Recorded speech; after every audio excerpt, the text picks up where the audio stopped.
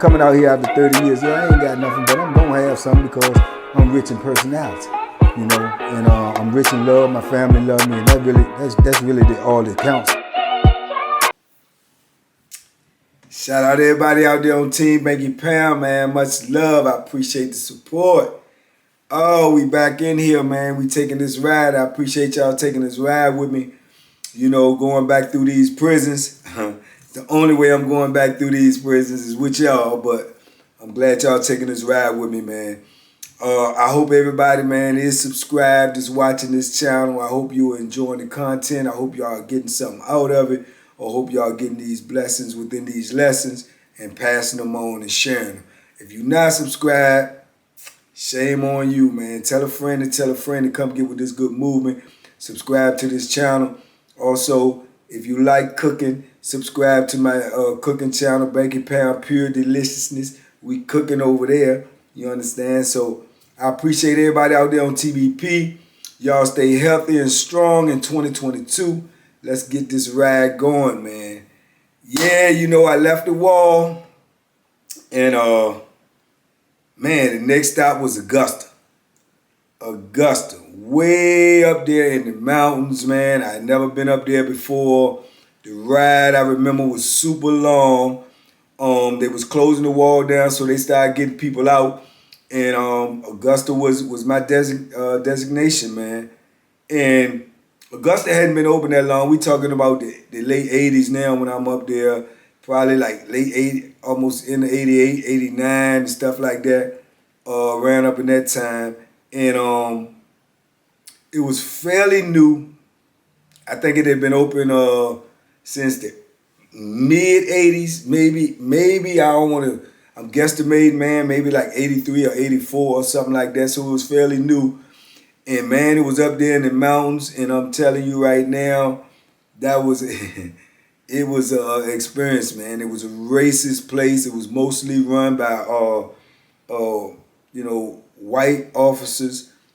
They had a whole lot of nepotism going on up there. I mean, they had families up there that was mother, husband, son, daughter, grandmother, aunt, cousin, all with the same last name, all working there. It's like one of them get a job there, they get everybody else in their family a job there. I think it was like new, so, you know, it was new to that section, you know, so it opened up the economy up there, so everybody was getting jobs up there, so it was a lot of family members up there, man. A lot of family members up there. And it was racist, man. It was, I'm telling you, it was like 95%. You know, it might have been like, to my recollection, man, it was most definitely less than 10 black people that worked there, you know. Less than 10 black people that worked there. And a lot of them would tell you to your face, man, that they ain't used to seeing black people. They not used to being around black people. And it was crazy, you know, because that's all that was in prison. You know, 90% of us was, you know, African-American or either Hispanic. So it was like, it was a crazy dynamic, man. And this institution right here, for real, this is where, like, basically, as far as, like, me getting into, like, incidents or physical altercations and stuff like this was, you know, I had been fighting all through the jail and a couple of fights here and there, but this institution right here, at that time frame, proved to be where I got in the most trouble. You know, because, you know, leaving from the wall, first you at Southampton receiving, it's kind of confined because you in receiving. So certain things you can't do with certain, you know, you're not going to interact. It's not the actual Southampton farm. We won't own the farm, which is the actual institution. We were still in receiving. So we still in, you know, like, it's basically like controlled movement, you know. Then when I was in the wall, it was almost the same thing. It was ultra violent, but we still was in controlled movement because they was just coming up off of a lockdown because of all the violence and the killings that it was going on up there for decades. So we was in controlled movement as well. We only moved like with our block, you know, which was a lot of people, but still it was just our block. And they had other blocks in there, you know, with other people in it as well. So, you know, these is the only places I done been for is prison outside of jail. So now when I get on Augusta, oh man, it's wide open. It's wide open, and they got a lot of young testosterone fools up there. People with 10 years all the way up to 4, 5 life sentences and so on and so forth. So it was a different atmosphere, a different environment. And like I say, it just was different because you was out and about mixing now from being mixing with a couple of hundred people to mixing now with probably close to, 1,000 people. You know what I'm saying? At the same time, all on the yard, doing what they doing, moving around. It was crazy. And I told a story or bits and pieces about this story before, but when I first got on Augusta, man, like I said, I was so in awe. They took us to get something to eat at first. Ate pretty good there the first meal, getting off the bus or whatever. They had a decent menu, like I said, I never ate again like I ate in Southampton Receiver. But if I was close, it was Augusta. And the only reason that was too because it was fairly new, so they still had a pretty decent menu. When I remember the first thing I ate when we got there because I was so surprised. We ate steak-'em sandwiches, like little subs. They fixed us. We had steak-'em subs. They had French fries. Gave us some orange juice. Ketchup was on the table. Bottle of vinegar was on the table. Bottle of hot sauce was on the table. And that stuff was on the table every time we went to the kitchen for a while. Probably about a good year before they removed all of that. Eventually everything got downsized in prison. Everything. When I first got there, like I say, medicine was afforded to you all the time. You could ask for Tylenol. The floor officer would bring you Tylenol at any time you requested it. It just was different from the way prison ended up being and the way it changed over the years. But this is in the beginning, so this is how things was up there at the time. But like I say, I had a bad taste in my mouth, which probably led to all the eventual problems I got into on Augusta later on down the line. And I had a bad taste from the beginning. Because the first time I get there, the first day, when we finish eating or whatever, and they take us to our cell assignments or whatnot, and they take me to my cell assignment, and I remember I was being put in the cell by myself. No one was in the cell, so I'm getting a free cell so I can get the bottom bunk, all of this, all of that. I ain't got to deal with nobody, try to get to know nobody, none of that. So it was cool, it was smooth.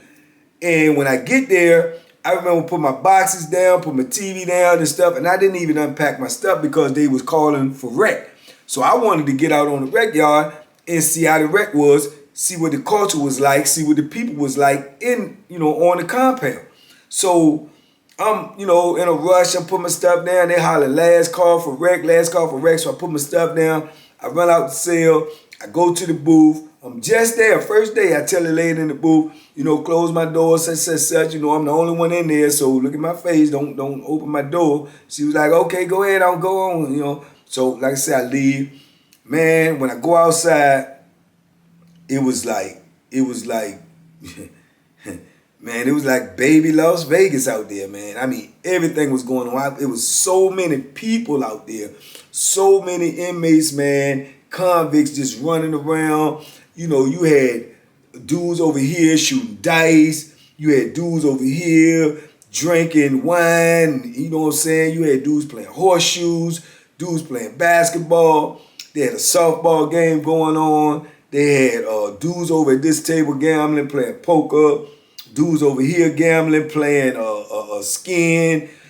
You had you had the weight pal going on. Dudes over there lifting weights. No shirt on, man. They had some of the biggest cats I had seen when I got to Augusta, man, because they had an open weight pal with free weights. So dudes probably had been lifting weights for years on there, and I mean there was some huge dudes on there. So all of this was going on, and I'm just in awe. I don't know nobody. I'm looking around, see if I see a face that I recognize, somebody I know. Maybe from the jail, maybe from Southampton, maybe from, the wall. I'm looking, I don't see nobody, so I stay to myself. I'm just moving around, trying to figure out the way things is. I walk in a couple of laps, and as I walk the laps, I'm just surveying the yard. The laps on the yards was so big. Maybe it was about maybe like if you run all the way around, and I think at the time that I was first on there, it was like 2.5 miles, just one lap. So when you jog, you know what I'm saying, when you complete one lap, you done got 2.5 miles in. So yeah, man, I'm looking around, I'm like, man, this is crazy. Y'all know I'm still getting over that cold, but I'm thugging it out for y'all because I got to give y'all this good message, man. But yeah, it was just like I say, it was different for me. And I stayed out there, man. I looked around. I didn't really see anybody I knew. I was trying to get the lay of it. I seen a couple of dudes arguing. I ain't seen nothing really like pop off or nothing. Seen dudes arguing, seen dudes carrying on about their business, gambling, having fun, doing whatever they do. You know what I'm saying? Just, they had already adapted to, the culture, the way the prison was being run. So I'm trying to take it all in to try to get an assessment about how things going on here. Man.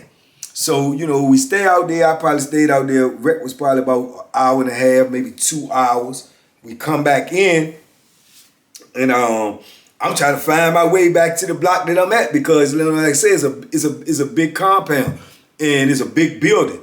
So I'm following dudes that I think look like who came out with me to get back to where I was at. So when I get back to where I'm at, man, I go upstairs and I stand by my door. And I'm hollering and waving for her to open my door. Man, this woman opened my door. I go up in there. Immediately when I walk up in there, I'm the only person in there. Immediately when I walk up in there, I know something wrong. The little box that I had most of my property in, the box is gone. I don't see stuff. Only thing I see, I think left in there was my TV. And I had just had all this stuff from the wall, man. I got sweatsuits and jeans and tennis shoes and all of the stuff that you can have. And I remember I had a burgundy sweatsuit, which was different because at the time we could order the regular sweatsuits. It was just like a regular sweat top, like a Russell, and the sweatpants, the regular sweatpants, but they was regular. But at the time you could order colors, different colors or whatever. I remember getting a burgundy one because it was different. I hadn't seen nobody with one. All of that stuff was gone. Man, you talking about blood mad? Man, I was vicious blood mad. I'm like, man, somebody done came in here and took my stuff.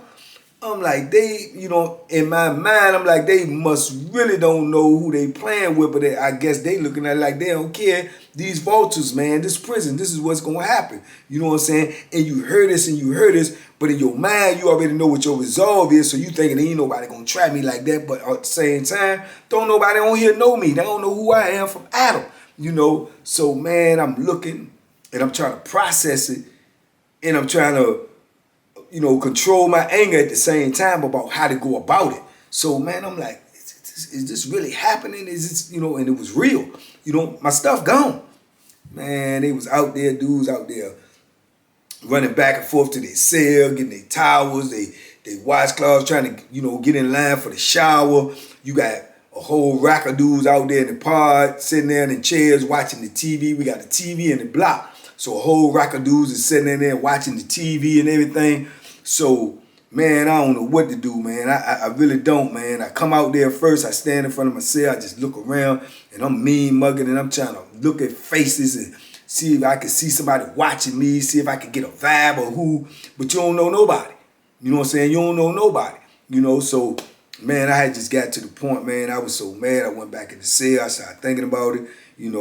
I suit up. I'm tying my stuff up real tight. And, man, I go out there in that block.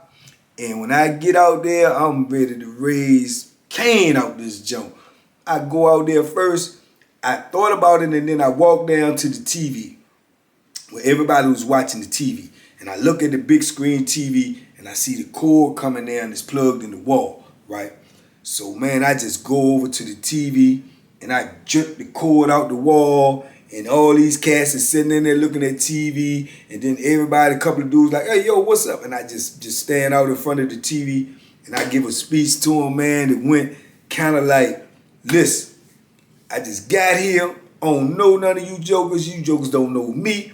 I don't know who went in my cell and took the stuff out of my cell. But I'm telling you right now, if you got it, you better flush it, cut it up, flush it down the toilet stool. You can't wear it. You can't wear nothing that came out of that cell. If I see you with it on, I don't care if you bought it. I don't care if somebody gave it to you, sold it to you, whatever. You are going to be laying right there where you at when I see you if I catch you with my stuff on. I ain't asking no questions. I ain't doing no negotiating or no nothing. So if you got it, be happy with it, keep it, live with it, because if I catch you with it, you're going to die with it. I say, anybody in here don't like what I'm saying, do something about it. You know what I'm saying? Do something about it. I ain't got no Bethlehem, no nothing. All I got is these and this. But I meant what I said. I was ready to rumble anybody.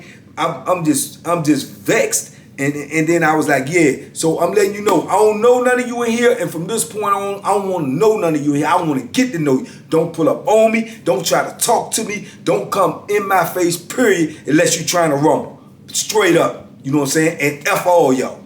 You know? So I peel off. And I can see dudes looking at me, mean mugging. I see dudes want to say something, but I'm waiting for anybody to say anything to me because I'm ready to get it jumping, you know. So I go on up to my cell, man. I walk in. I go in there. I try to get my composure. I give me a little drink of water, you know. I come back out. I stand in front of my cell. I'm just mean mugging. I'm like, yeah, come on with it. Anybody, just come on with it.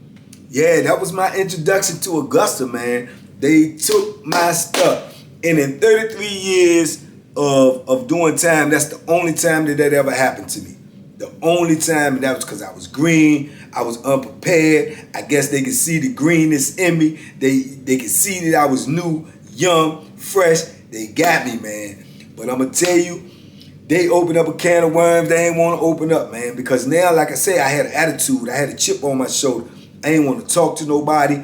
I was rude. I was mean mugging. I'm just looking for trouble. I'm looking for trouble because I don't know. It's like, what was it, 40, 44? I think it was like 40-some people in the block. Was it 40-some people in the block or 20, 40? I can't even remember. It was a big block. It might have been 80. It might have been 80. 40 cells, 2, 4, 6, 8. Yeah. It might have been 80 people in the block. I don't know who got my stuff. 80 people. So now I don't like 80 people. I don't like none of you. You know what I'm saying? I was like Moneybag Yo. I don't like none of you. You know, so I was just, man, that had never happened to me before. I was embarrassed. I was frustrated, irritated. And like I say, man, you know, as the days went by, man, I'm just walking by, man. I'm keeping to myself. I ain't saying nothing to nobody. A couple of dudes, man, walk by like, what's up, or nod their head or whatever. I just keep on walking, you know. So I know they thought, yeah, this joker here, you know, he crazy, or, you know. But like I said, that's just the frame of mind I was in. And I think I was in there probably, you know, doing that maybe about a good week and a half, 2 weeks. And I guess this old joker right here, he felt like he was the designated dude to like pull up on me or whatever. So I'm in my cell one day, I'm working out, minding my business. Every now and then, you know, I'm doing push-ups, you know, back arms, all types of different exercises. And when I take a little breather, I step outside the cell because the cell's so congested. I still hadn't had the cell yet, so I step outside the cell and I take a breath or two, you know, for about 30 seconds or whatever, go back in, keep on working out. So this joker, he gonna come down there, knock on my door, old tall, slim dude. He ain't got no shirt on, he a little cut up or whatever. He come down there and knock on the door. He said, yo, man, let me holler at you for a minute. So I'm like, holler at me about what? You know what I'm saying? He was like, yo, man, you know, you just got in here, you know, that little stuff you did with the TV and everything, man, you know, so you just got here, you know, I understand what happened with your situation and all that, but that was like mad disrespectful, man, you know what I'm saying, because it's dudes in the block, ain't got nothing to do with that, you fresh in here, woo, woo. I cut him slam off. I said, and what? You know, he said, oh, no, I'm just trying to let you, I'm like, and what? What you trying to let me know for? I don't even know you. You know, so he like, look, man, I'm trying to tell you how to do this time, man. I know you ain't. I said, man, you can't tell me nothing. You know what I'm saying? You can't tell me nothing. I said, far as I know, you took my stuff. He said, man, I ain't take nothing, you know. Whoa, whoa. I'm like, man, look, get away from me, man. Get away from me. Don't come down into my cell no more. I ain't got no rap for you. You know what I'm saying? He said, Shawty, you ain't bad, man. I said, I'm bad enough. You know what I'm saying? I said, if you think I ain't bad, come on up in here. You can come on up in here. So he said, you ain't said nothing. So I bag on up in my cell, get to the back, and sure enough, he had a little hot. He come up in there. Big mistake. Big mistake. I don't know what he thought. He could beat me or whatever. And at the time, my frame of mind, even though me coming from the wall, I should have been thinking about that Bethlehem, but I couldn't really ask nobody to get one because I just got here. I don't trust these jokers. I don't know nobody. So I ain't got nothing. You know what I'm saying? So he could have had that thing and came in there and, you know what I'm saying, he might have got one in, but I was going to try to make sure he couldn't get for one in. But this chump ain't got nothing. He coming in there thinking he going to talk. I'm saying, Charlie, who you think you talking to? Bloop, bloop, bloop. Laced him up. Crushed him, got him down on the floor, and I ain't gonna lie to y'all, man, I did him dirty, man. I did him dirty because I wanted to set an example. I'm talking about I punished him, you know, kicked him all, stomped him, everything, and drug him. I drug him right out there in front of my cell and dropped him right there and hollered at the party again. I said, y'all better come get him, and send the next one. Send the next one. You know, so dudes looking all up there like, oh, yo, man, what's up? You know what I'm saying? So, you know, some cats come up there to get them, but I'm on guard like if they want to try to get me as well. They come up there, drag them on down the joint, call the people, tell the people come in there, see the man, you know what I'm saying, bust up or whatever. They lock us down, you know, come in there. They try to go around asking people what happened, you know, ain't nobody say nothing or whatever. But I'm scared to death because I'm thinking somebody going to tell on me because I just got up in this joint. And I'm just coming on the compound. I'm thinking back to Southampton, man. Boom, off the rip. You just get here. You in an altercation. These people might try to cross me up. I'm end up on the bus somewhere else. That's how my mind thinking because that's all I've experienced so far. But they ain't do nothing. They ain't mess with me. Ain't nobody tell on me. I went out, you know what I'm saying? The next day when they let us out, I'm out there. I'm mean mugging. I'm on point. I'm like, whatever. You know what I'm saying? Whoever with them, whoever messed with them, anybody approach me, I'm just taking off. Wow. You know, ain't nobody say nothing, you know. So, like I say, my whole experience in that joint was just straight. I'm just on some other stuff, man, because I don't know what the business is. So, man, I think that them dudes end up getting a little shook by me because they ain't know where I was coming from or what I was doing, and they should have been because I definitely was gonna try to get that Bethlehem the first chance I get or the first opportunity I get. If it would have been, you know, afforded to me, I was gonna secure that off the rip. But they got a little lure in me, man. I think I went in that block, man, and I carried it like that the whole time, man. I think I went in that block maybe about a month or 2 months or slightly under 2 months, and they came and moved me to a whole nother block, right? So when I go to a whole nother block, I go in the cell. They put me in the cell with somebody. I go in the cell, man, with my dude, Super D, man, Big Daryl, man.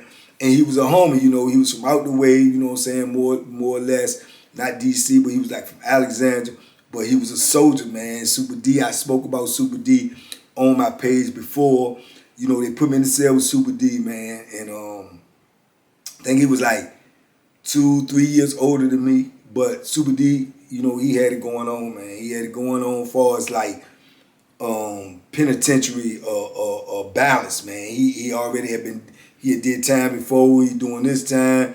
He had it going on, you know. He was the man on that joint. He was getting the little drugs in. You know, he had his little routine. He worked out. He was in good shape, nice size. He worked out. He got money. You know what I'm saying? Like say we call it the sack, the drugs. He was getting the sack in. So he automatically had a whole lot of things going on. He making good money. He sending money home. It's just like I was in a little stage where I was learning, you know what I'm saying, or beginning to learn from him how the dynamics and the politics worked in prison because we hit it off the top, you know what I'm saying. He was like, where you from? I told him where I was from, la-da-da-da-da. We got to chopping it up. We was cool. It ended up being like you had it ended up being like 7, 8 dudes in there that was either from DC or either from Northern Virginia. And in there, the dynamics was if you was from DC, Northern Virginia, Maryland, they all hung together because we in Virginia and all the Virginia dudes hung together. So I don't know if that's why they put me in the cell with him or what, because he had already been on there for some years. But you know, it was a good spot for me. You know, we got along cool. You know what I'm saying? He was schooling me to a whole lot of stuff. Coincidentally, dude ended up being my brother. Y'all already know. More stories coming soon. Dixon was in the block. You know, and at that time, like I told you, when me and him first met, we bumped heads. It was on the basketball court or whatever. But y'all know the ending and how it went. That's another thing about Augusta, man. A lot of, like I said, a lot of things transpired on Augusta, so it's gonna be a lot of stories from Augusta and incidents that I've already told y'all about. So when I come to them incidents, I probably just remind y'all about them incidents, but just breeze past it, because even the stuff that I've told y'all is much, much more that happened on this institution. You know what I'm saying? A lot. But yeah, but you know, y'all know the story about how me and Dixon ended up being cool. But at this time, like I say, we barely knew each other. But you know, when the DC dudes went outside, we usually went out there together. When we ate in the chow hall, we usually was set with each other or whatnot or whatever. And back then, man, we at the beginning of this stage right here, man, we still cordial, we spoke or whatever, but we ain't sat there and had no one-on-ones. And because I really want, even though they was DC dudes, and some of them was super cool. I mean, super cool and top-notch thorough. But at the time, I was so green, I'm still into, you know, trying to figure out the penitentiary and still in my anger about what happened to me, you know, and embarrassed, because I'm thinking if people start hearing about it, some dudes might think that, you know, I'm a mark or something, or they can get, and that's going to lead to pure viciousness, because that won't going to go down like that. But at the same time, like I say, I was in there with Super D, so basically I kicked it with Super D. I worked out. I started getting into my training because they had the boxing up there jumping off. So I started training and working out, man, and I basically stayed to myself, you know, played a little basketball every now and then. But more likely, man, me and Super D will work out together, or I'll chop it up with him or whatever, right? And yeah, you know, but you know, Super D, Super D was no nonsense, man. When them dudes had Super D money and they owed the money and they weren't ready for that money, Super D wanted that money. And I mean, he wanted all of it, you know what I'm saying? And by him being my celly, and then we done created a bond, we cool, and you know, he the homie as well, so you know, I got his back already, because that's me, that's the loyalty in me. If I roll with you, I roll with you, you know what I'm saying? And like I say, I knew first-hand experience from being in cell with him. He was a good dude, so I know if he had an altercation, it was going to be about something that he had that money with, because he ain't disrespecting nobody and won't nobody really disrespecting him. But when you come to that drug game and you come to that money game, them dudes want to get high in there so bad that they going to try you, whether you kill her or not, because their habit is stronger than them. You see what I'm saying? So they'll let their habit get them in a position that they can't get out of, because at that moment, they want the drug more than they worried about, you know what I'm saying, the security of their life. And in prison, man, dudes, I mean, I assume everywhere in life, but especially in prison, when you start talking about that money, how hard money is to come out there, man, them dudes is not playing about that money. Not one iota. You know, that's why they always tell you when you go in prison, don't borrow nothing from nobody. Don't take nothing from nobody, because it's blood on them items, man. It's blood on that stuff when you take that from somebody in prison. From the smallest thing, from a hula noodle to the biggest thing you could possibly, it's blood on it. You know what I'm saying? So, yeah, man, but I remember, man, Super D, man, he used to be down on them dudes about his money, man, and I used to be always praying, man, that he don't have to hurt nobody or get in no altercation, because I knew I was going to be right in the mix with it, you know? And I can remember, man, when our first real incidents where big old dude, he's still locked up to this day, or he was when I got out, and I ended up being all right with him later on in the years, you know. And he had one of the biggest brothers that ever came through the Virginia penal system, man. His brother had his brother's chest was so big. And this was the dude I told y'all about. I think I mentioned before. His name was Pat Facey, and man, that dude could do 500 push-ups straight. And I ain't talking about no half, straight. Chest was huge. He could set a cup on his chest, man, and just let it sit there with full of water. It wouldn't even waste. Big old dude. And this was his brother, man. They called him Fleetwood. He's a big dude too. He's still big. And he's an older dude, way older than me. But when I left I think I left him at River North, and I left River North in 2004. No, River North in 2014. Yes, and I went to Nottoway. Ended up making parole off of Nottoway in 2020. When I made parole off of Nottoway in 2020, he had just came there in 2019. So he was still locked up, still going outside, working out, still cut up and everything. And he got to be in his mid 60s, you know what I'm saying, or even late 60s. But he was still big and solid, man. Work out every day. So at this time now, you got to think way back in the late 80s, he young and super big, but he had a little habit. And man, he had got some stuff from Super D and was stringing Super D along for about 3 weeks, man. When Super D was just sick of it, he said, man, I got to have him. If he ain't got my money, I got to have him, dog. And I was like, man, so what's up? So he said, look, I'm trying to catch him on the stairway, man. I'm trying to catch him on the stairway, and I'm gonna give him my spiel. If he ain't trying to, you know what I'm saying, do what he got to do, I'm gonna do what I got to do. So I'm like, boom, all right, man, I got your back, right? So he was like, I mean, you sure, Shaw, you won't get in? I said, man, I got your back, Shaw. You my seller, I got your back. So man, we scrap up. We go down in the stairway, and we waiting for them dudes to start coming back from chow. We knew his routine. He always come back late. You know what I'm saying? Stand back in chow hall trying to, make some moves, trying to get something from somebody. So we knew. So like I said, I was always cordial with him at the time, but now, it's time to choose sides. So my side is with my seller, So I remember him coming up the stairs, and we looking down the stairway at him coming, and he said, there you go, Shaw, there you go right there. So I said, all right, I'm going to go down the stairs. I'm going to just walk on by him. So I remember I started going down the stairs. So when I go by him, he coming up. I pass right on by him. He even spoke to me. I said, what's up, Fleet? I act like I was still going downstairs. So as he coming up, and when he get up to the stairway where D at, he coming up there, and D just pulled the joint off. So man, where my got D money? You know what I'm saying? So he was like, oh, and he turned around like he was getting ready to break camp. But when he turned around, act like he was getting ready to break camp, I was right there with the Bethlehem, like, hold up, bro.